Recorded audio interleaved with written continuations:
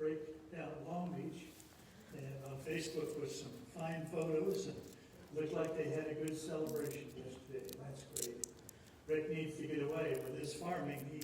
He keeps busy on both ends. So we'd like to welcome all of our visitors this morning. If there are some, I can't tell who you are, so I really don't know. This morning, Shannon's going to lead us in some songs. Mike's going to lead us at the communion table. The communion cups, if you didn't get one, they're all on the table. And they're not the easiest things to open, but once you figure it out, there's a little tab on top you pull out back. And the wastebasket's right by the door, so when you leave, just dump that in there, and the plate for the offering is just on the outside. And I guess that's about it. Am I missing anything? We'll just go ahead and Shannon will lead us in some songs and praise the Lord.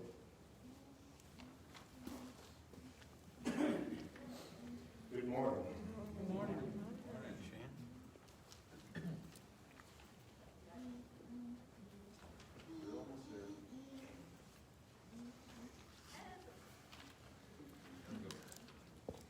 There is beyond the azure blue a God concealed from human sight. He tinted the skies with heavenly dew and framed the worlds with his great might. There is a God, he is alive. In him we live and we survive. From the star God, created man, he is our God, the great I am, There was a long, long time ago a God whose voice the prophets heard. He is the God that we should know, who speaks from his inspired word. There is a God, he is alive. In him we live and we survive. From the star God, created man, he is our God, the great I am. Secure is life from mortal mind. God holds the germ within his hand. Though men may search, they cannot find, for God alone does understand. There is a God, he is alive. In him we live and we survive. From the star God, created man, he is our God, the great I am. Our God who sat upon a tree, a life was willing there to give, that he from sin might set men free, and evermore with him could live. There is a God, he is alive. In him we live and we survive. From the star God, created man, he is our God, the great I am. Pray, please. Almighty God and Father, thank you, Lord, for this time of worship. Thank you, Lord, for your blessings and your graces and mercies. We pray, Father, that we will worship you in spirit and in truth, that, Father, our hearts will open up before you. Please forgive us of our sins and please strengthen us, Lord. I pray for our nation. I pray for our brothers and sisters in Christ all over this world. May it be your will that's done, Lord, not ours. In Christ's name, amen. We'll have this song, and after that, we'll take the Lord's Supper. Why did my Savior come to earth and to the humble go? Why did he choose a lowly birth? Because he loved me so. He loved me so. He loved me so. He gave his precious life for me, because he loved me so. Why did he drink the bitter cup of sorrow, pain, and woe? Why on the cross he lifted up? Because he loved me so. He loved me so. He loved me so. He gave his precious life for me, because he loved me so. Till Jesus comes, I'll sing his praise, and then to glory go, and reign with him through endless days, because he loved me so. He loved me so. He loved me so. He gave his precious life for me,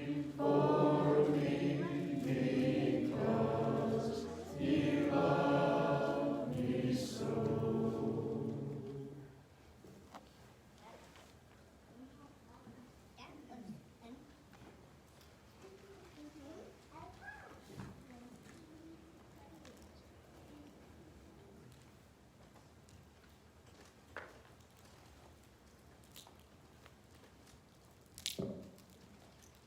Before I begin, let me again remind anyone, if you have not picked up a communion set out at the table, you need to go ahead and get that. And Bill kind of alluded to the fact that it can be a little bit difficult to figure out how to do those, so if you haven't done it before, if there's someone near you that you see having trouble with that, please give them a hand and help them. And again, just hold on to the little cup until we dismiss and the garbage can is at the door, and just drop it in there on the way. See, I have set before you today life and good, death and evil, in that I command you today to love the Lord your God, to walk in his ways and to keep his commandments, his statutes and his judgments, that you may live and multiply. And the Lord your God will bless you in the land which you go to possess. But if your hearts turn away so that you do not hear, and are drawn away, and worship other gods, and serve them, I announce to you today that you shall surely perish. You shall not prolong your days in the land which you cross over the Jordan to go in and possess. I call heaven and earth as a witness today against you, that I have set before you life and death, blessings and curses. Therefore, choose life, that both you and your descendants may live, that you may love the Lord your God, that you may obey his voice, and that you may cling to him, for he is your life, and the length of your days, that you may dwell in the land which the Lord swore to your fathers, to Abraham, Isaac, and Jacob, to give them. There's a companion verse, at least that I think of as a companion verse to that. It's much shorter though. It's in John, the 10th chapter. It's on our, I believe it's on our bulletin every week. It's John 10:10. It says, I have come that you may have life, and that they may have it more abundantly. The first reading was from Deuteronomy, the 30th chapter. It's the end of Moses' time in leading the children of Israel. And he's talking to them about what God's expectations are of them. You know, today, as just about every day in the last several months, you turn on the news, and one of the first things you see is the number of people who died of the coronavirus. You hear that over and over and over again, and the number gets more and more. So there's a lot of talk about death. You know, and as we come together each Lord's Day and to gather around the table to remember Jesus' sacrifice, we can't but help to remember that Jesus died a miserable death on the cross for each one of us. That's what his sacrifice entailed. Death. Physical death. But I don't want to talk about death, and I don't believe really, we know Jesus came to die for our sins, but that's not the whole story. The real reason he came is that we might have life, as it says in John 10, that we might have life and have it more abundantly. You see, one of the hardest things to convince people of, if you try to teach them the gospel, is to understand that our lives are not made up of the time we spend on this earth. We are immortal beings. Our lives are eternal. And we've got to convince people that the way we live their lives, just as Moses was trying to convince the people in Israel that the way you live your life is going to determine our relationship with God and how we spend eternity. So, even though Jesus came to die for our sins, he really came so that we might have life, eternal life. In John, the 6th chapter, it says in verse 33 and through 35, for the bread of God is he who comes down from heaven and gives life to the world. And they said to him, Lord, give us this bread always. And Jesus said to them, I am the bread of life. He who comes to me shall never hunger, and he who believes in me shall never thirst. In John 14th chapter, verse 6, it says, Jesus said to him, I am the way, the truth, and the life. No one comes to the Father but through me. John had a lot to say about the life that Jesus came to bring to us and to all those who have become his children. In John the 20th chapter, John had a lot to say about life. But he says, and truly Jesus did many other signs in the presence of his disciples, which are not written in this book. But these are written that you may believe in Jesus, that Jesus is the Christ, the Son of God, and in believing you may have life in his name. As we prepare to share in the bread and the fruit of the vine, let's think about this. Let's think about these things. I know we tend to focus on Jesus' death on the cross, and that's certainly appropriate, but let's also remember the life that he gave to each one of us. Let's pray. Father, as we come before you this morning and as we gather together, first of all, we give you thanks that we can gather together as we share in the communion and as we remember the sacrifice of your Son. Father, we are so grateful for the life that he gave for us, and we are even more grateful, Father, for the life that he gives each of us through him, Father. Help us to remember these things as we share in the bread this morning, Father. In Jesus' name we pray. Amen. Amen.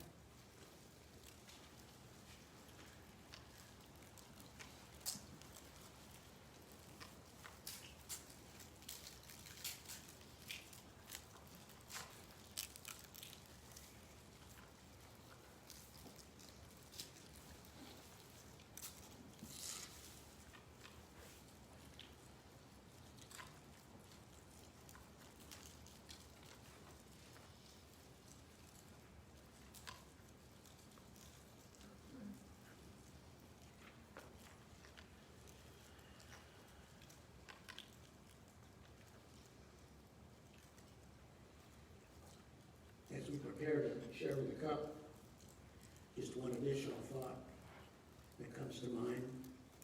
Remember when God talked to Adam and Eve through their descendants. He reminded people, reminds us that our lives are in our blood. The blood, if you're not familiar biologically, carries and accomplishes much of what life, physical life, is about. It's the blood of Jesus that accomplishes what our spiritual lives are about. It's the blood of Jesus that washes away our sin. Truly, the life, our spiritual lives are in the blood of Christ. Would you pray with me? Father, as we continue in this memorial, as we continue to remember, Father, what was done for us at Calvary, we're reminded of by the cup and the fruit of the vine that represents the blood of your Son, and it's his blood that washes away our sin. It's his blood that makes us pure and acceptable in your sight.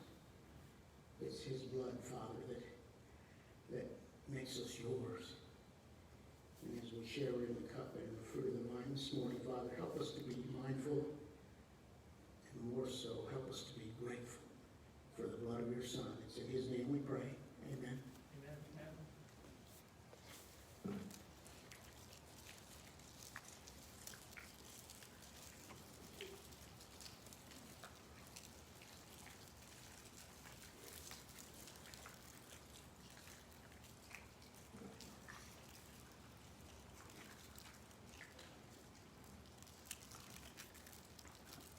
As is our custom, we normally have a prayer for the contribution at this time, but because we're going to kind of change things up and we'll be leaving our contributions when we leave, before that, Joel will take care of a prayer for the contribution at the close of services.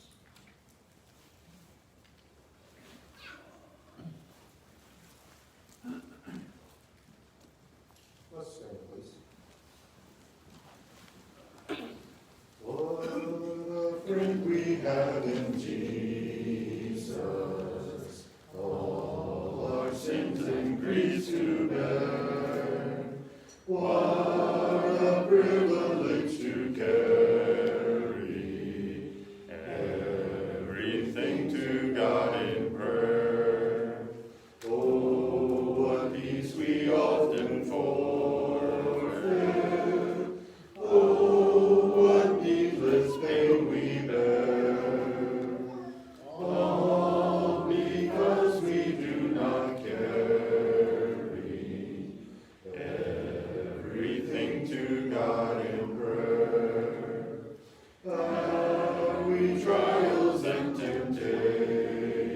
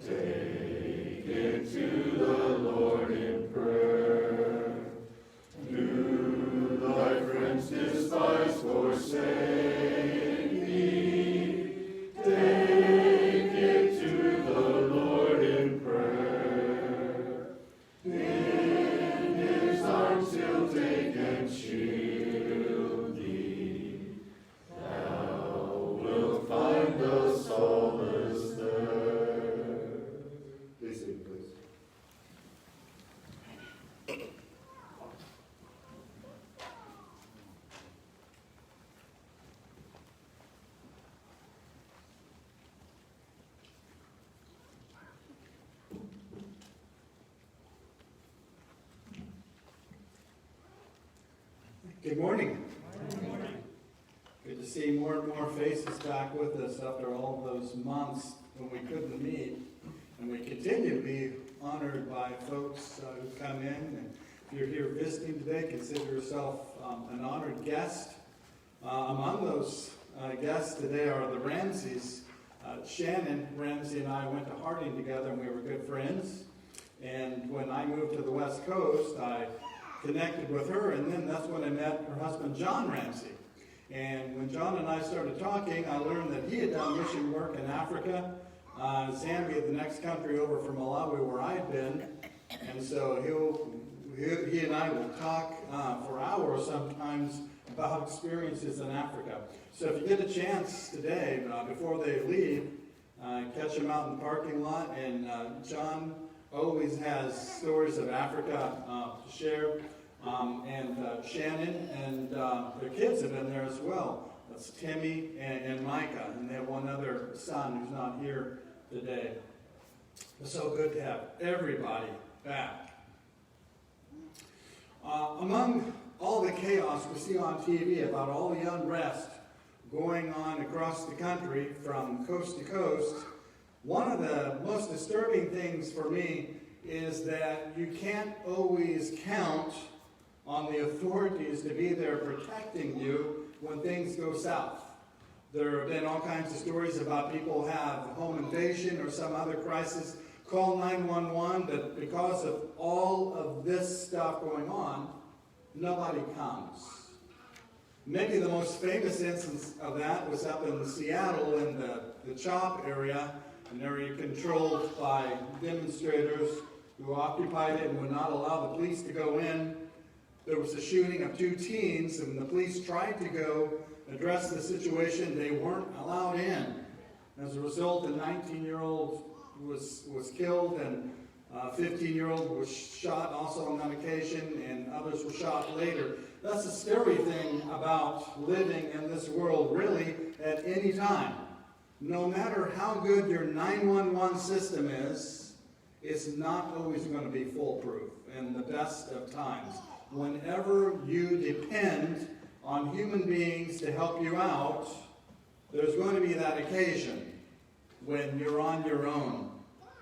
And this is a theme that we find again and again in the Psalms. And this morning, we're going to look at Psalm number 3, written by David. And at the beginning of that psalm, there's a superscription at the top that tells us that this was a psalm of David when he fled from Absalom, his son.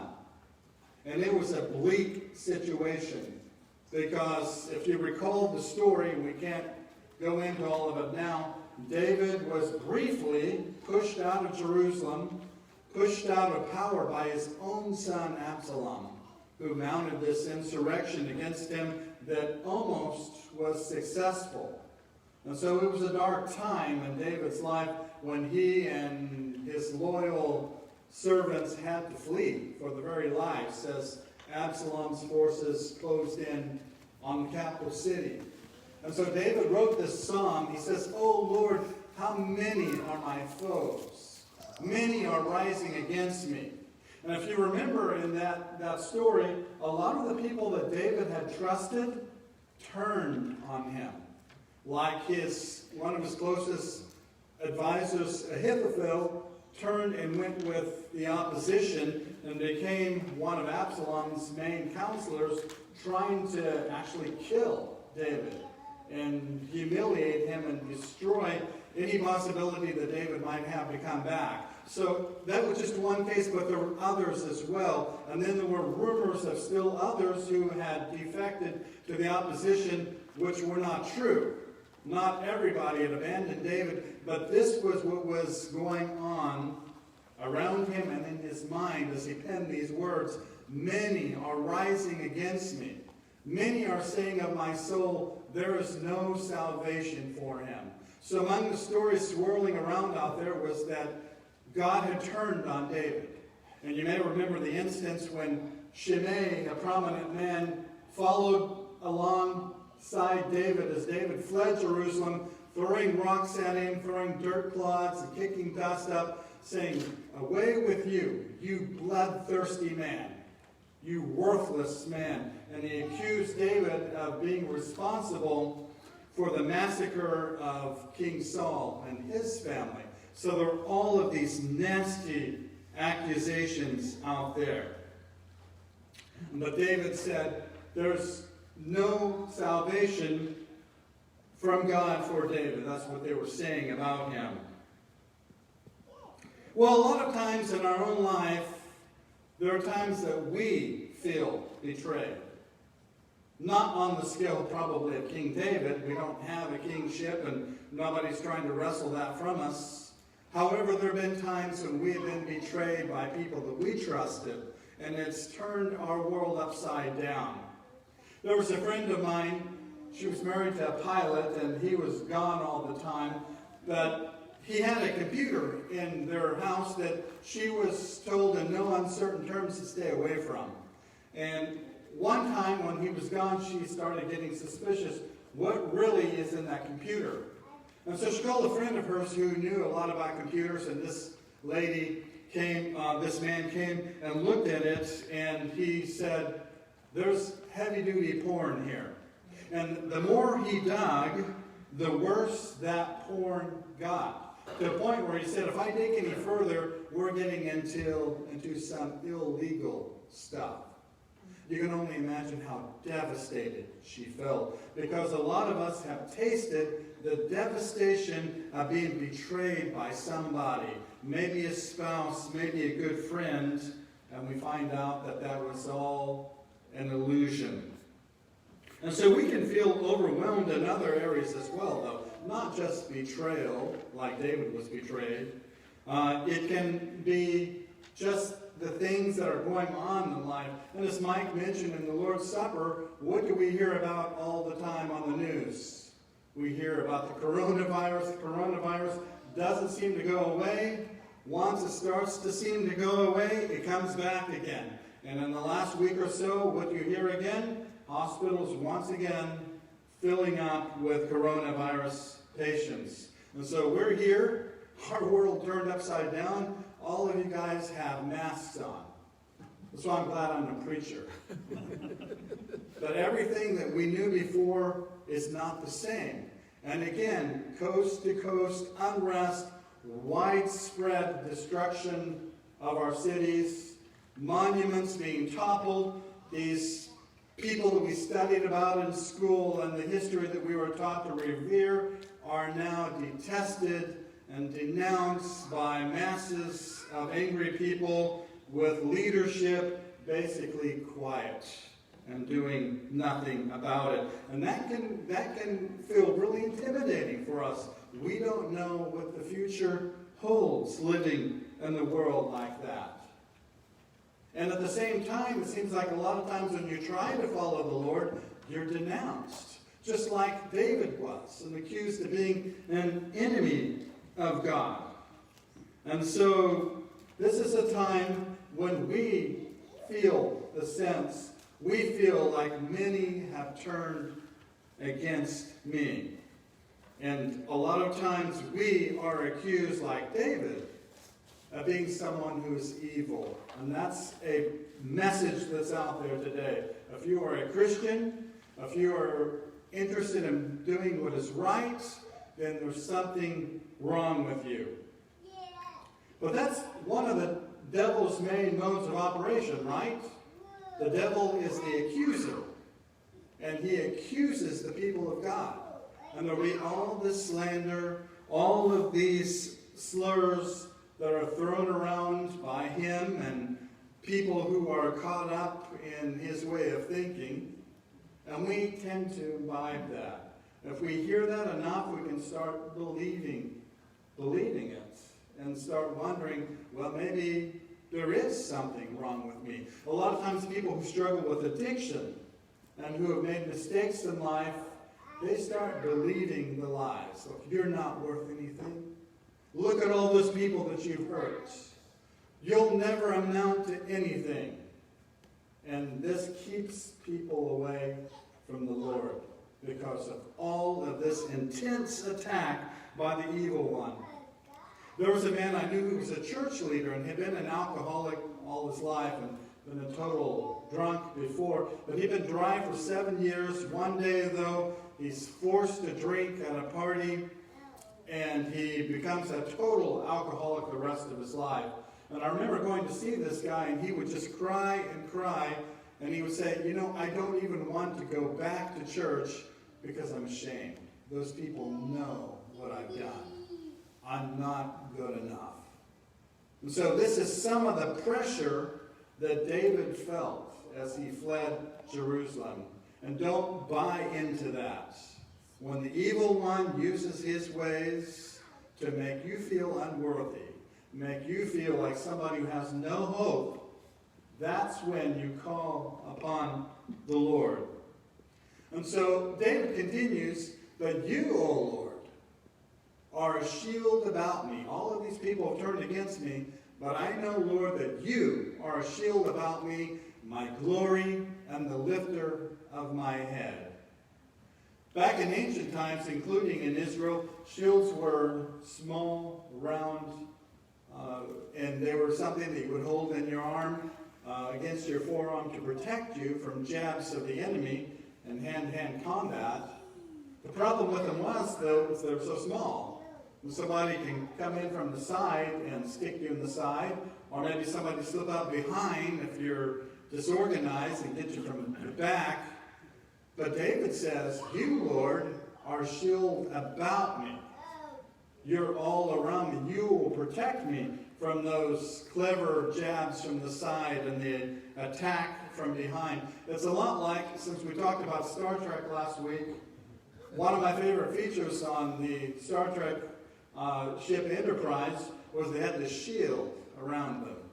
And when it was working, laser attacks from the enemies couldn't make it through. But did you ever notice that how often this was not working right?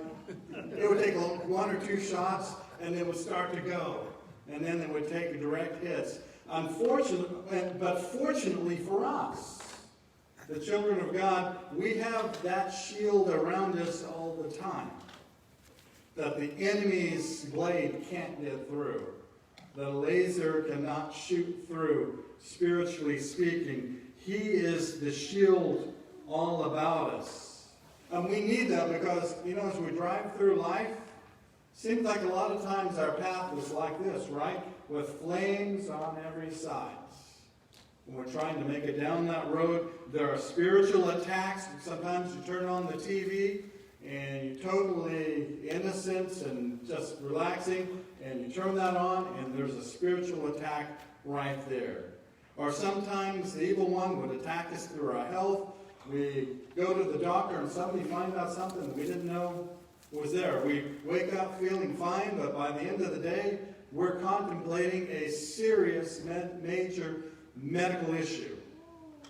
Sometimes those attacks are in the form of various forms of persecution, but all of these are flames around us, and we need that shield that the Lord offers for us.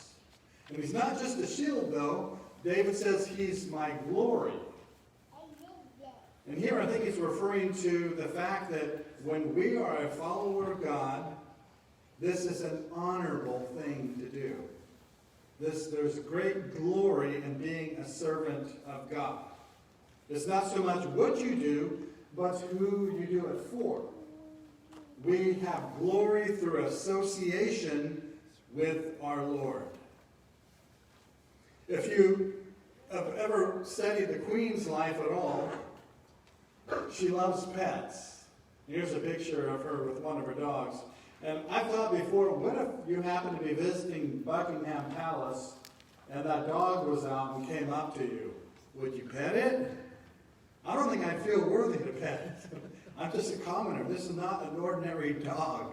This is an elevated dog that belongs to the Queen. You certainly would treat it right and with respect. Well, when it comes down to it, it's just a dog, right? Sorry to offend anyone using the word just a dog. It's a dog like so many other dogs, and they're all wonderful. But what makes that one special is who it belongs to, the Queen. So I certainly wouldn't do anything rude to that dog. Of course, you might have some guards pile on you, But the dog, that particular dog, is the Queen's dog. And we are special. We receive honor and glory because we belong to him. So never think that anything serving the Lord is below you, is too menial for you. If somebody hands you a broom, there's great honor in sweeping with that broom because you're doing it for the Most High. And there's great glory in serving him and being close to him and receiving his radiance in that glory. In addition to glory and the shield, though, God is the lifter of my soul, says David. And so David, when he left Jerusalem, he was quite dejected. A modern way to read this might be that God is the one who helps us keep our chin up. He helps us in those dark times because we know that he's our shield. We know that he's our glory, and that helps us make it through those dark times. Now, David wasn't always all happy. There were dark times that knocked him down, and he needed to remind himself of this. In fact, in 2 Samuel chapter 15, we get the picture of how David left, how he fled the city, and it was a very sad situation. But David went up the ascent to the Mount of Olives, weeping as he went, barefoot and with his head covered. And all the people who were with him covered their heads, and they went up weeping as they went. So he went up all dejected, literally with his head covered. He was barefoot. They say people who walk barefoot or maybe are down, maybe sad about things. But he left with his followers totally defeated in attitude at that moment. But then David could pen these words that we looked at today, that God lifts our soul even when things get hard. So don't let life get you down. And it's going to try to get you down. You're going to take blows in this life. Some of them are going to be spiritual, some of them are going to be other. But all of them can be used against you to demoralize you and make you give up. But remember who God is and what he has done for you. Let him lift up your chin for you. And so David continues, he says, I cried aloud to the Lord, and he answered me from his holy hill. I lay down and slept, I woke again, for the Lord sustained me. So David cried out to the Lord in this despair. And we should do that as well. When we have despair, we need to cry out and lift this up to the Lord. And because of that, he says, he could lie down and sleep.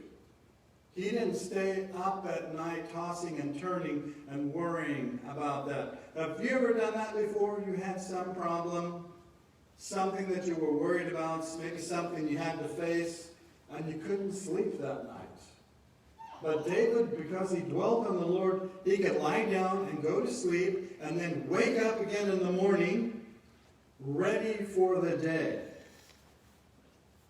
The closer we get to God, the more we can do this. And maybe in the morning, we have to go face the doctor, and he's detected some unexplained growth in our body, and we have to go find out what that is. That's a hard night to sleep, isn't it? Maybe in the morning we have to go face a difficult meeting with our boss about something we've done or something someone's accused us of doing. I have a minister friend who says, at night when you're having a hard time sleeping, and a lot of people say count sheep, he said, instead of counting sheep, I talk to the shepherd. Talk to the shepherd. And he will give you that sleep you need. And you're going to wake up in the morning and you're going to be ready to face the day. And David continues, I will not be afraid of many thousands of people who have set themselves against me all around. He says, however many there are, I'm not going to be afraid to face them because I know who is in my corner. and I can deal with this. So when somebody gets it in for me and spreads all kinds of malicious rumors about me, I can deal with that because I know who's in my corner. No matter how many those enemies might be. And it may not even be people who have things against you, just the things in life that can overwhelm you. Remember who's on your side. And so you might lose everything and be facing a life of poverty. You know what? You can deal with that. God will be there for you. Or maybe my days on this earth are going to come to an early end. Maybe they're very numbered. You can deal with that. If you realize who you're with, you don't have to cower in fear of those things. And David lays it on in the next verse. He says, "Arise, O Lord, save me, O my God. For you strike all my enemies on the cheek. You break the teeth of the wicked." In Scripture, when they talk about arise, O Lord, that's a way to call God to action. And I think in Christ we have that freedom. As children say, God, act on this. Arise and help me in this. A lot of times we're just way too timid, though. We pray, oh God, if it's not too much trouble, if it's your will, can this happen, please? No, God doesn't want us to ask timidly. He wants to say, God, I've got a problem here. Help me with this. These people are out to get me. Or I'm dealing with this issue with my child. Help me in this. This is what he wants from us. He wants us to call out to him in confidence as his children, begging on him to save us. There's no need for timidity or fear when we're coming to our Father when we're in deep trouble. Call on him for his help. And David said, strike all my enemies on the cheek. That was a way of humiliation in that society. So bring these people who are against me to humiliation, knock their teeth out. This is a way of saying remove their power. Now, lest you leave this place today delighted, saying, hey, I can go knock the teeth out of some people. When we turn to the New Testament reveals who our real enemies are. It's not flesh and blood people. What did Paul say in Ephesians? He says, for we do not wrestle against flesh and blood, but against the rulers, against the authorities, against the cosmic powers over this present darkness, and against the spiritual forces of evil in the heavenly places. So we need to keep in mind that the people that we deal with out here in this world, a lot of them are tough to deal with, and maybe there have been times the thought crossed your mind, I'd like to take this into my own hands, literally. No, this is a spiritual battle that we're in. We can pray against our enemies, but our enemies are these spiritual forces. Satan and his angels and all these demonic forces out there. So people are just being used by them. We continue to love the people, but we realize that God will have the final victory over the real enemies who are behind this attack on us. And so David concludes in verse 8, he says, salvation belongs to the Lord. Your blessing be on your people. Salvation belongs to the Lord. It doesn't belong to Absalom. Absalom may now be in Jerusalem, and David is out in the wilderness. Absalom is where the ark is and the temple is, but salvation is not in his hands. He's not in any position to cut David off from his salvation, because salvation still belongs to the Lord. This is an important lesson for us to remember, that no matter who has it in for you, no matter what bad things they say about you, and maybe they have some ammunition with the mistakes you've made before, but salvation still belongs with God. And no one can take that away from you. Also, salvation doesn't belong to people who are good to you. Salvation doesn't reside in the hands of your parents or somebody at church. It's in God's hands. And so you need to cultivate your relationship with the Lord. And in Him is a safe place. You're shielded all around. And no one can get in there and wedge between you and the Father. And you notice David ends with this good attitude, your blessing be on your people. A lot of these people were not so loyal to David. At best, a lot of them were silent and let all of this happen. But David still loved his people, even in his position of temporary exile. Yeah, there are times when we feel like there's just nobody to turn to. We're overwhelmed by a situation. Let's remember, though, in those times, our 911 may not be working. The people that we usually depend on aren't there or just not doing any good for us at that moment. Remember who's in your corner. And He's our shield. He's the one who will be there to protect us and give us glory and honor and give us meaning in life. We're going to end this sermon now with a time of invitation. Joe will be standing in the back. If you have something that you need to talk to an elder about, you could talk with Joel about that. It could be that you want to respond to the Lord's invitation and bring that to Joel as well. And we would be happy to help you in any way possible. Let's stand and sing.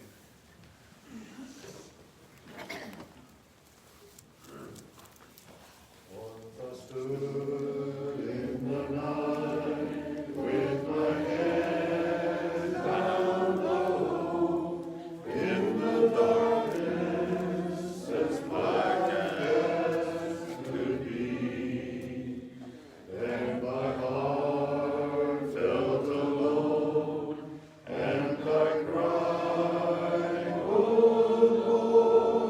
Lord,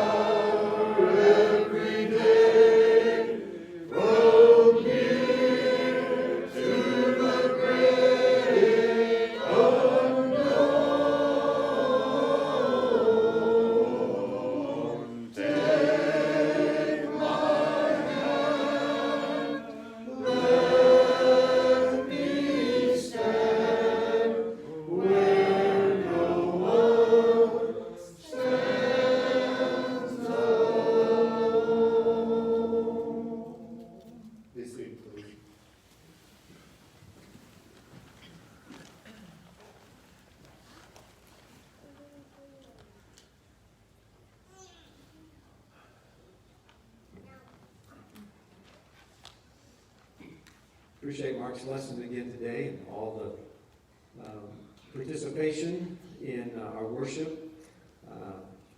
I'll say shout out a hello to those of you who are at home as well. And we are glad that you're able to join us through the live stream today. We'll be continuing that as long as we have members who are wanting to be, of course, at home, need to be at home, and continue to reach out to them. And, well, Charlie mentioned today he'd like to say thank you to those of you who remembered him and sent cards and calls. So keep doing that to those members who are not able to be with us here.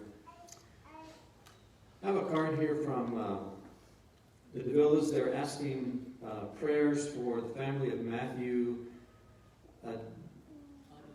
Adiemi. Thank you, Mike. Matthew Adiemi, who died this past week following a stroke several months ago. Matthew was a preacher for the Lord's Church in Nigeria and one who was supported by the DeVillas.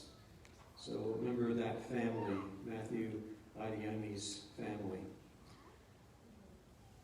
There's a bulletin prepared. If you did not receive it electronically, there's some in the foyer. Other prayer requests as well on that. Again, let me say we're grateful if you're visiting with us today that you are here. We're grateful for all of you who are here today. Hope you have a great week this week. Last week, Mark had a birthday. Happy birthday, Mark, to you. And coming up this week, we have the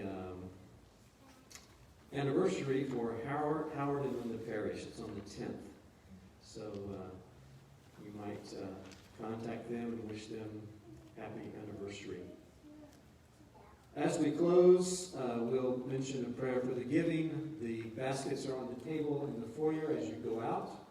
And so please notice those as you walk out the building. Yes? Yeah, I just wanted to announce, we're the Ramseys from Seattle, but a few weeks ago my son just got baptized. Good. And one of the things that he mentioned with the decision was the virus and the fear of death and to be prepared. Yeah. So something bad has turned into something good Yeah. in our situation. And your name? Timmy. Tim Ramsey. Pray for Tim. Let's bow in prayer as we close. Father, we thank you for this day. We thank you that you've brought us together, both in person and by electronic means, as technology. We're thankful for that we can meet with our other members in that way. Father, I pray that you be with us this week as we go about our week, those that will be away from home and traveling, those that are at work. Father, I pray for our country, our nation, our county.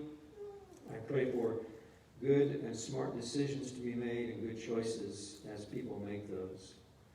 Father, we thank you for the celebration we just had of independence. And Father, for that we are grateful because it allows us to freely worship you.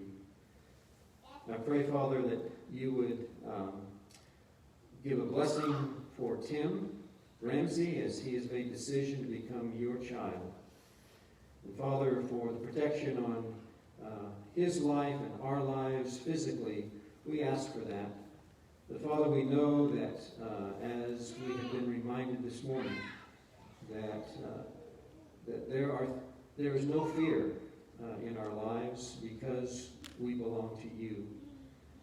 And Father, may you be that shield about us, be that shield around us, and we thank you for that.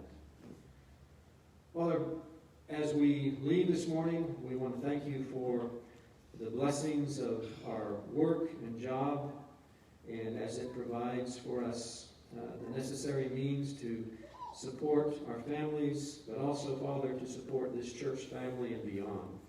So we pray a prayer of thanksgiving for that and a prayer of blessing on the giving this morning. Be with each of us as we leave, as we dismiss, and give us safety this week. In Jesus' name.